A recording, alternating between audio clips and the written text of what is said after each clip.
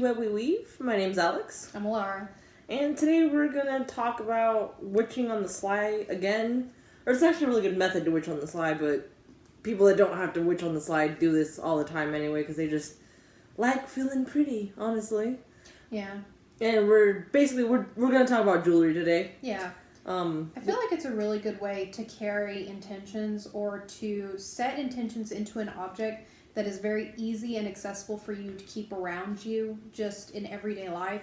And like we mentioned, it's also really good for witching on the sly because unless it's like huge and has like a huge pentagram on it or something like that. Or just something crazy like that. Or if it's just like a really, even some gaudy stuff could probably really attract too much attention to it. But if your fashion is just big old chunky stuff, that's you.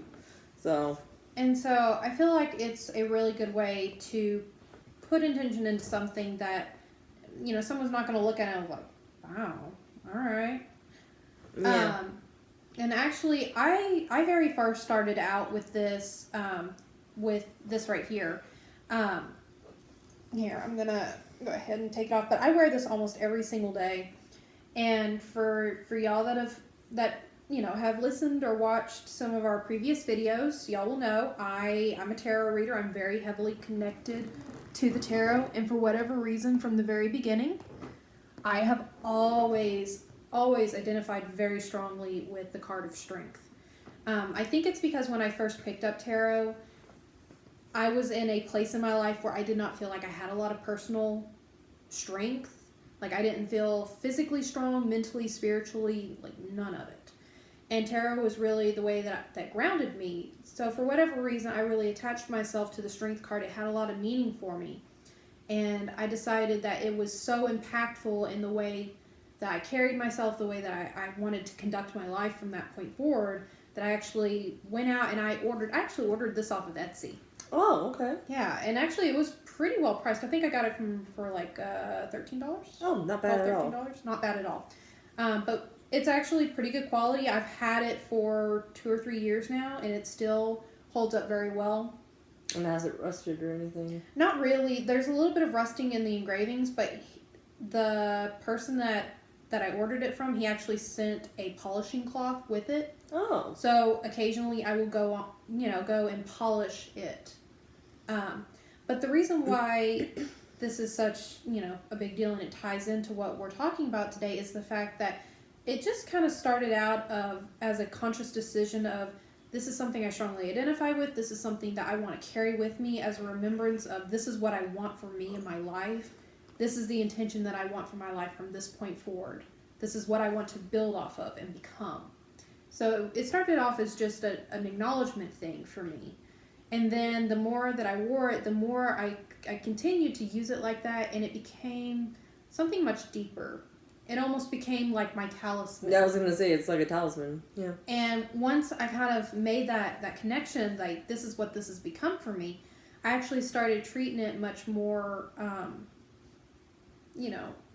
much more than just a piece of jewelry. And I would take it and just like draw a little sigil on the back, just using my finger, because I knew the oil from my finger would create, shape.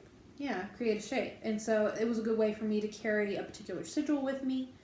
But yeah, this is kind of the biggest thing that I use every single day, although I do use a lot of other jewelry and other pieces in a similar way.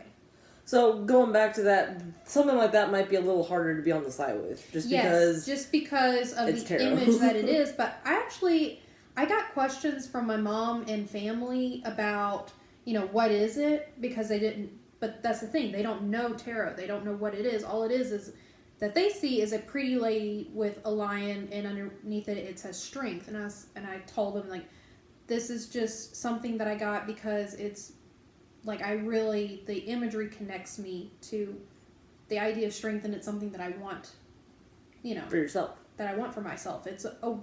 And I also explained to my moms, like, it's also something for me, like, whenever I'm having my anxiety attacks, I can feel it, and it helps me to ground myself.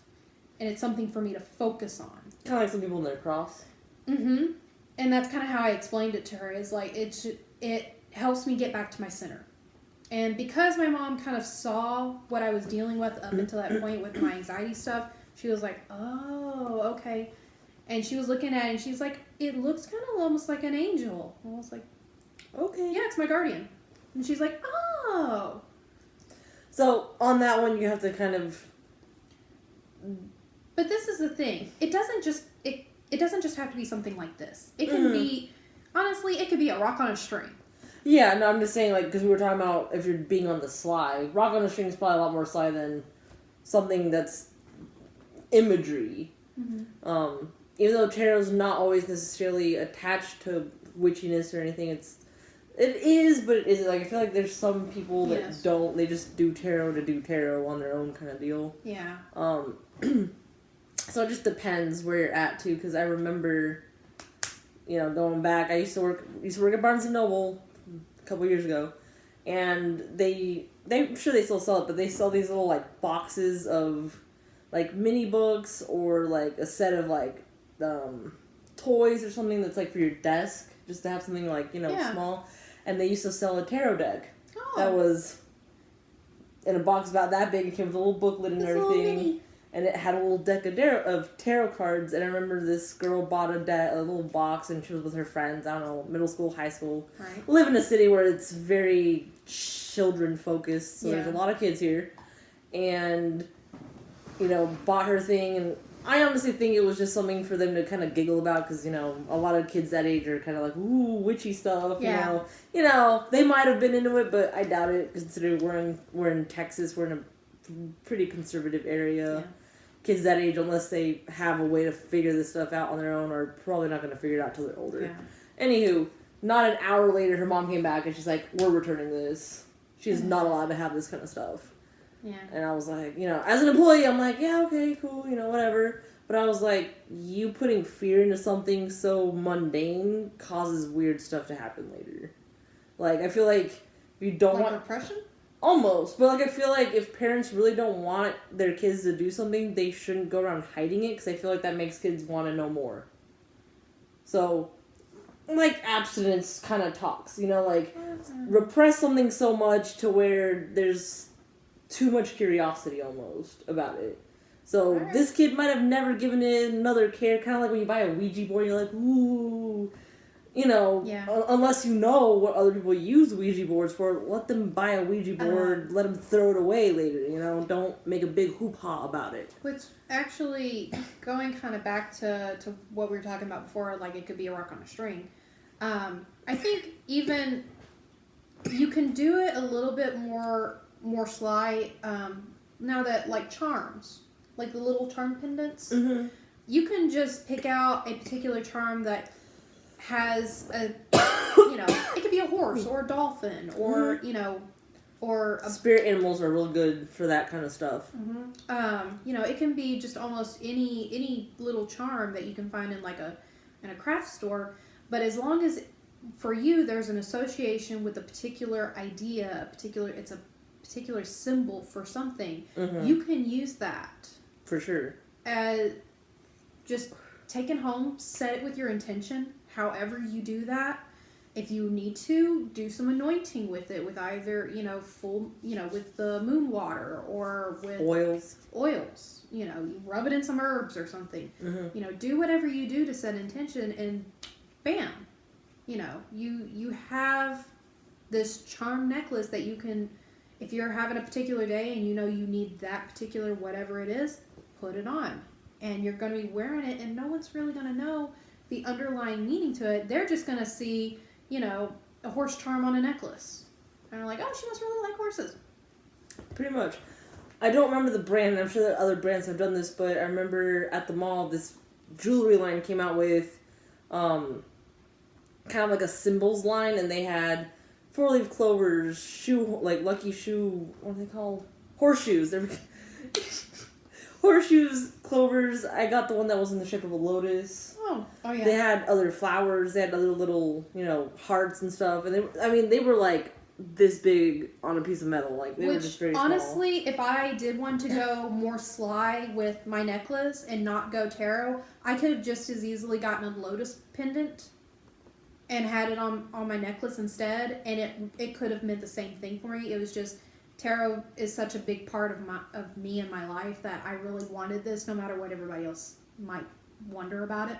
But I could have just as easily gone more sly and done a lotus pendant, and I could have made it do the exact same thing. So let's get into it. I feel like we kind of tangented a little bit. I tried to bring it back a little. Yeah. So we're gonna start with earrings.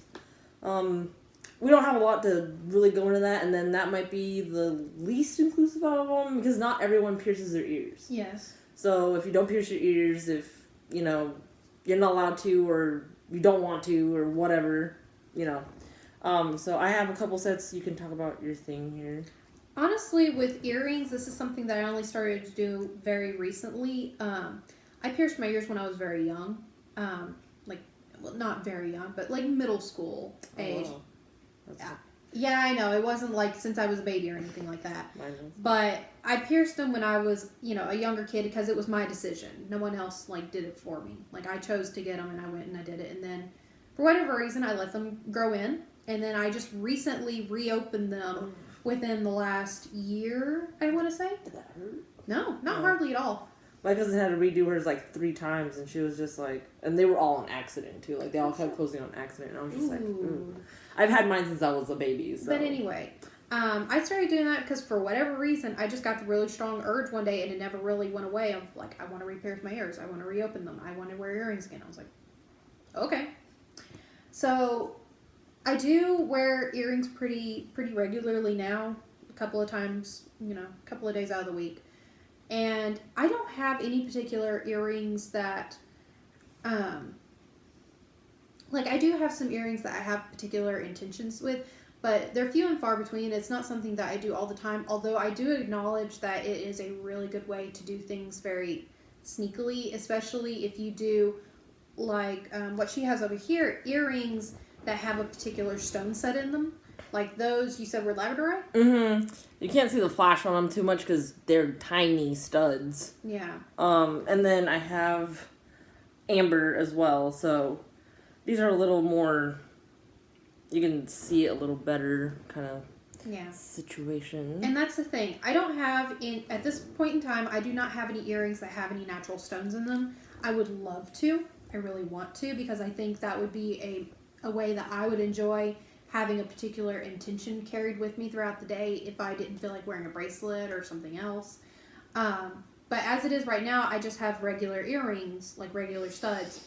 And I do have one or two that I've particularly intentioned. I have a pair of black star studs that I have specifically intentioned to banish negativity, to ward from negativity. So I went through the process of actually intentioning them and creating that spell within them.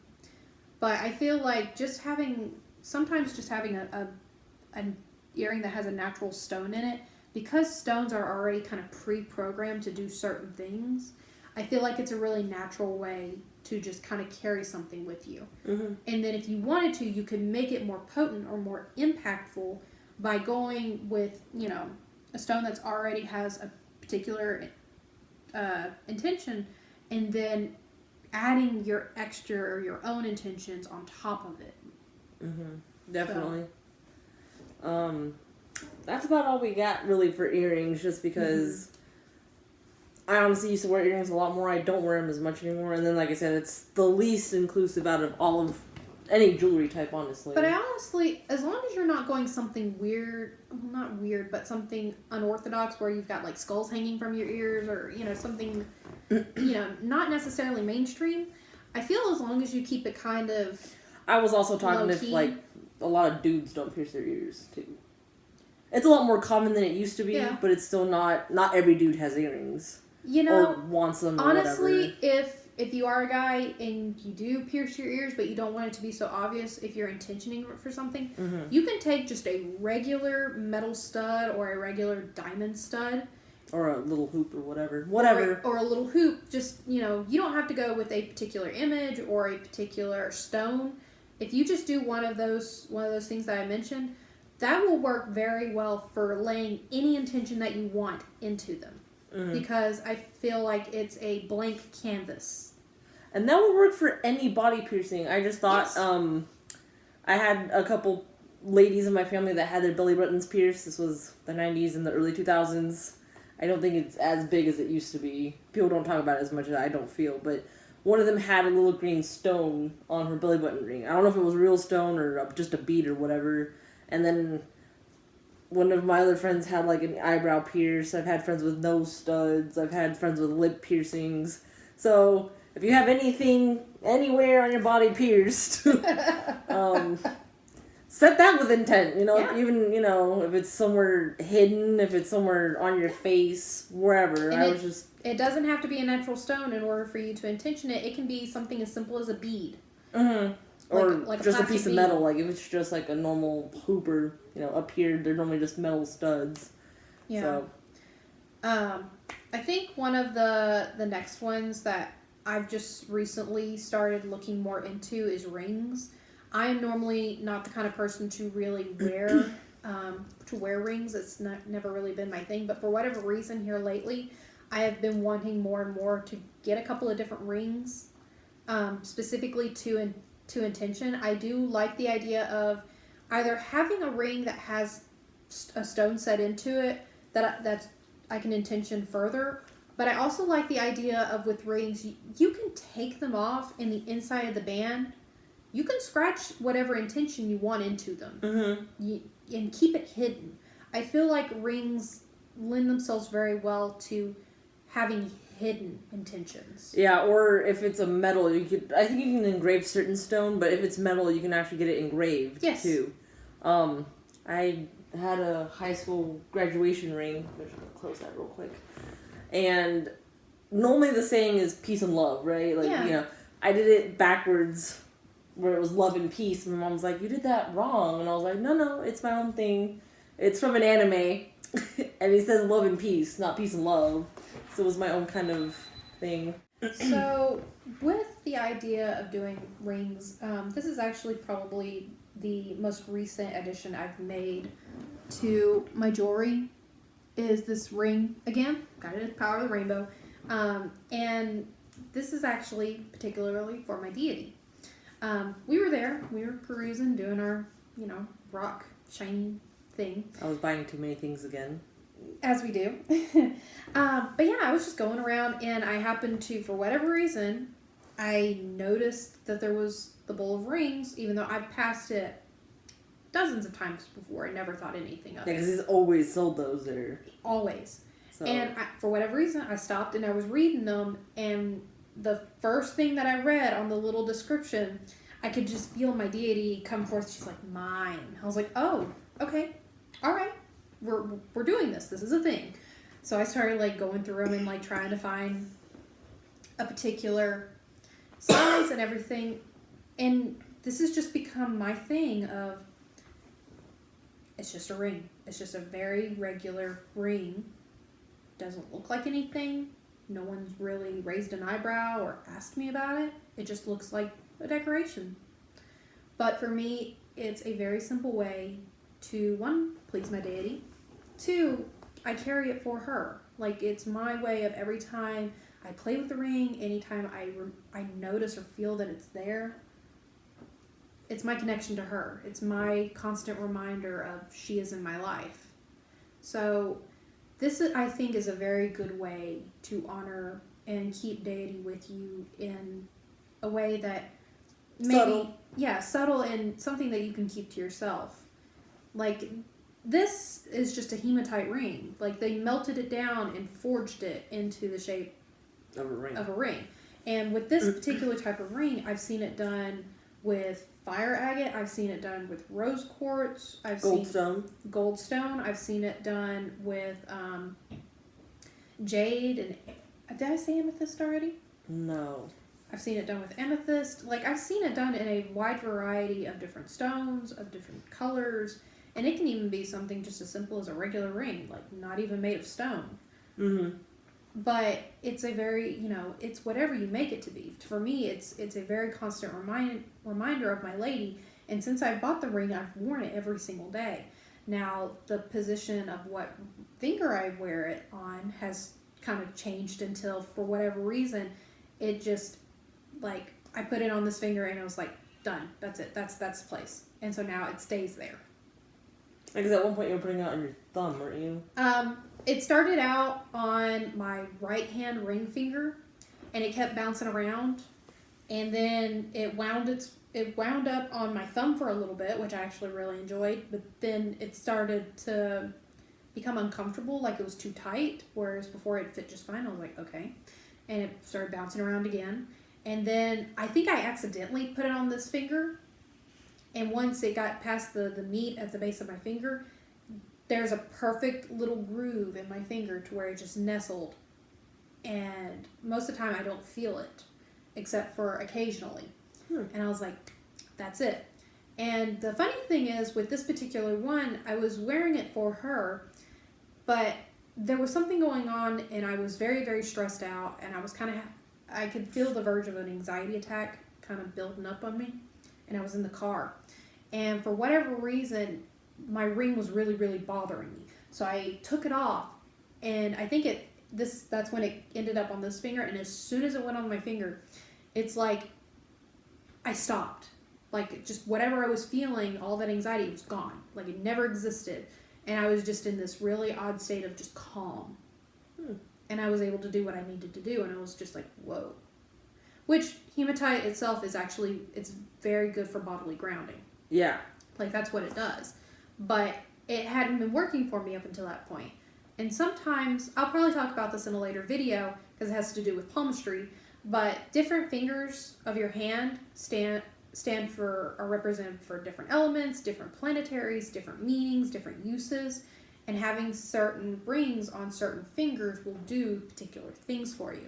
And there are special correspondences for certain stones for certain fingers too.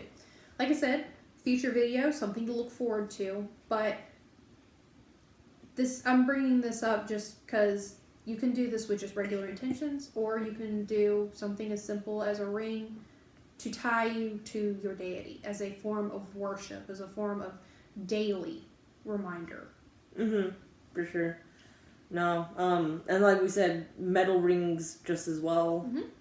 If you do go metal, make sure it's not something that your skin is not allergic to. Yeah. Or in my case, it's not an allergy, but my skin is very, I guess, acidic or something, where I corrode most metals. Oh, yeah. Yeah. So even some decent metals, like my skin will just like eat through it, and my hands and my neck will go green. So yeah, it's in the family. Apparently, a lot of my family members, we just wear jewelry and it just goes green on us. I'm like, yay. But yeah, so whenever I have worn rings, it's either silver or it's just like a really high grade steel, or I've had wooden rings at times. Yeah. So whatever works for you, honestly, on that one. The next bit, I guess, because that was about all we really had on rings. Yeah.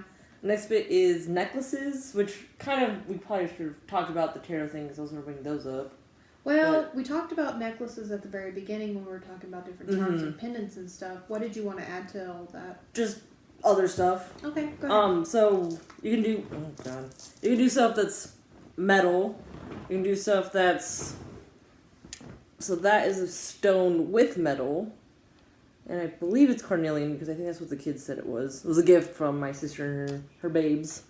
And this is slightly less subtle, but you could do something like that. If you're into the chakras, if you're into having something represent, if you're into rainbows, if you're into having a bunch of little stones on there, because I've seen other chakra stuff that's a lot simpler, where it's just a bead of every color, either dyed or natural. I've seen both, where you can just hold something like that, or if you're really particularly needing energy from a certain chakra placement, to wear that as, I guess necklaces are kind of an easy way. You can tuck it under your shirt, so I think it's one of the ways you can hide something the easiest. Well, that, and I like necklaces because you can really take, if there's a necklace that you already wear or already like, or a necklace that someone's gifted to you, you can use that and set an intention to it, especially if it was given to you and you want to incorporate that person's energy into For sure. into why you're using it. Like there are certain, like I just feel like necklaces are just really easy. Probably the ease. Well, because honestly, you could take just a regular chain and set an intention to it.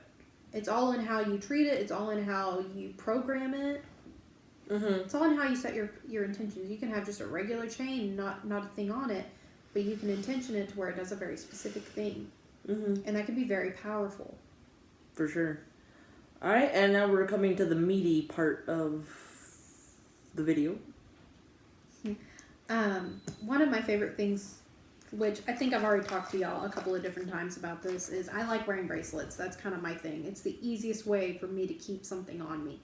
And because I naturally like stones, most of my bracelets that I have are made with specific stones that are already kind of just programmed for specific intentions. And then on top of that, you can intention them further. But I kind of wanted to show you, like... She's got a lot of them. I got a lot of them. Most of them are ones that I've made for myself. I do have a few in here that were made specially for me, like or that I've gotten at my rock shop. But each one of these bracelets does a different thing. But some of them I don't wear as much. Like I don't really wear this one as much because it was the first one that I made for myself. And I made the mistake of using like just a regular elastic thread. And it wasn't until later on that I realized that's not really the best thing to make your own bracelets out of. It's really better if you, like the clear elastic, like get the heavier duty clear elastic thread. Those work really, really well. And they hold together a lot longer. But yeah, all of these have a different use. Like this is mood kite. It's really good for grief and really heavier emotions. And then, you know, I have ones for meditation, intuition, you know, stuff like that. You know, one's for depression and anxiety. One for giving energy and creativity and inspiration. You know, one specifically for grounding and happiness and bringing sun energy in. Like you can program them for so many different things depending on what you want. The only thing that I would one of the big things I would just recommend with, if you're going to make your own bracelets, and we've mentioned this in a previous video, is be careful when you're making your own bracelet not to overload it with too many different stones doing different things. Just because it gets really muddy and it can kind of just bog down the whole thing, and it just won't, like the energy gets really jumbled. It just won't kind of circulate the way that it needs to. That's why, like with ones like this, almost all the stones do something kind of all similar to each other. Like this one is mostly intuition and mental things. Like I've got smoky quartz, labradorite, moonstone, sodalite on here. And they all do a couple of different things, but the main thing that they almost all have in common is intuition and grounding and clarity. And that's how I intentioned it. And it just kind of helps. It helps to have a strain of singular intention going throughout whatever you're making for a particular That's a good way to word it. Like, just start to finish, it's an open circle, then you close it. So kind of... And that also is what keeps the energy circulating, and it's also what, I don't know, some of the ones, if I do the intention correctly and they kind of all do the same thing and it keeps that energy moving and cycling because it doesn't get muddied and bogged down, I find that it works better, it works clearer, and I don't have to cleanse it as often. It's just something that I've noticed. That's why, for the most part, if you get someone to make them and they're very, like they have a gift for doing that kind of thing, you rarely have to cleanse it as much. Like this one, I got made, it was made for me by someone particular who is really good at intentioning, and she knows rocks really, really well. And I really don't cleanse this one as much as some of my other ones because she was so good in how she programmed it. that it kind of takes care of itself to a certain degree, and then I only cleanse it every once in a while. I can see that. I can see where stuff like that would happen. So we mentioned these bracelets in my obsidian video, and she's already gotten the heebies. Like, she brought the bag down with her, and she sat down and she was like holding it, like getting ready to unzip it. I'm like, don't unzip it. Yeah, so this was my first bracelet. As you can see, it's not hanging on so well.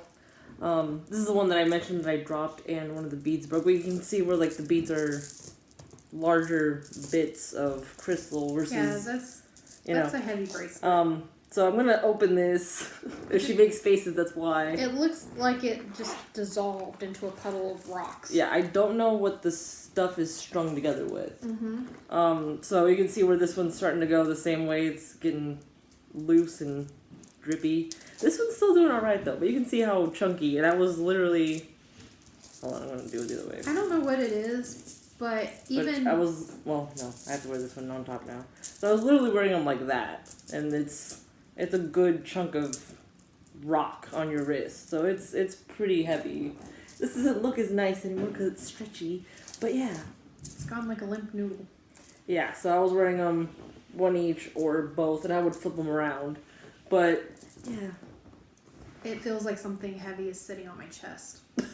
Damn.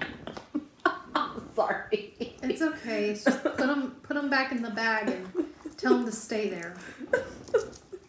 Like I said, I don't really know why it affects people I get where it affects people because they were made for protection, but if there's no ill intent, I'm not sure why they come off so strongly. And again, obsidian's one of those things that are very strong to begin with. But that also brings up a really good point. You have to be very careful and very precise in how you intention things, because sometimes it comes down to little tweaks. Like, it's the difference of forgetting to add like one part of the intention or one word sometimes into an incantation as to whether it's a general protection that drives everyone away or a protection against just negativity. Mm-hmm. And it's like little things like that. Just be very, very careful in making sure that you intention it to do what you want it to do and not accidentally just like leave a loophole. Yeah. I feel like explaining that very well. Jesus, sorry. Ugh. Especially if you're working with a stone that is a little bit more powerful or a little bit more heavy-handed in how it operates. Mm-hmm. Like, if you were doing any... Like, there are stones that I feel that are just so strong. Like, I don't feel like they can really have a whole lot of other intention set into them, like moldavite.